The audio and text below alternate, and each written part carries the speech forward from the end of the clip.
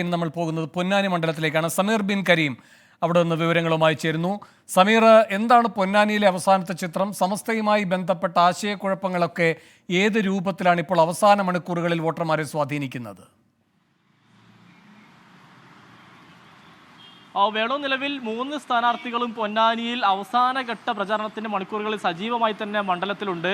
Road ഷോകളിലുമായി നിറഞ്ഞിരിക്കുകയാണ് സ്ഥാനാർത്ഥികൾ. പ്രധാനമായും മണ്ഡലത്തിലെ പ്രധാന ചർച്ചാ വിഷയം എന്നുള്ളത് ന്യൂനപക്ഷ വിഷയങ്ങൾ തന്നെയാണ്. പ്രത്യേകിച്ച് പൗരത്വ ഭേദഗതി നിയമവുമായി ബന്ധപ്പെട്ട പ്രശ്നങ്ങൾ, അതോടൊപ്പം തന്നെ റിയാസ് മൗലവി വധക്കേസുമായി ബന്ധപ്പെട്ട വിധി, അതിന് പിന്നാലെയുള്ള സമസ്തയിലെ തർക്കങ്ങൾ, മുസ്ലിം ലീഗുമായി ബന്ധപ്പെട്ട തർക്കങ്ങൾ, ഇവയെല്ലാം തന്നെ പ്രധാനപ്പെട്ട ചർച്ചാ വിഷയം.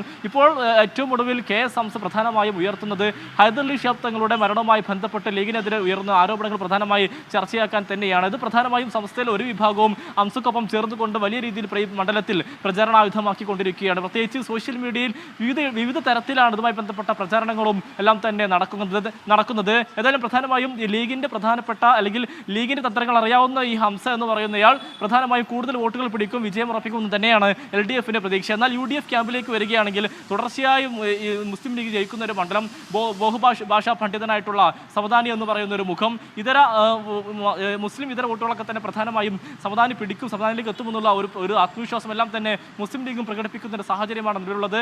അതോടൊപ്പം തന്നെ ഹൈദരലി തങ്ങളുടെ മരണവുമായി ബന്ധപ്പെട്ട് ലീഗിനെതിരെ ഉയർന്ന ആരോപണങ്ങളുടെ മുനയൊടുക്കുന്നതിന് വേണ്ടി ഹൈദരലി ശിഹാബ് തങ്ങളുടെ മകനായിട്ടുള്ള മൊയ്ൻ അലി ശിഹാബ് തങ്ങളെ ഇറക്കിക്കൊണ്ടായിരുന്നു ഇന്നലെ ഏറ്റവും ഒടുവിൽ മുസ്ലിം ലീഗ് റോഡ് ഷോ ഒക്കെ തന്നെ നടത്തി മണ്ഡലത്തിൽ സജീവമാക്കുന്ന ഒരു ഘട്ടമുണ്ടായത്. ഏതായാലും ഇതുമായി ബന്ധപ്പെട്ട ഏറ്റവും പ്രധാന ചർച്ചാ വിഷയങ്ങളിൽ ഒന്ന് സമസ്തയും പിന്നീട് പൗരത്വ ഭേദഗതി വിഷയവുമാണ്.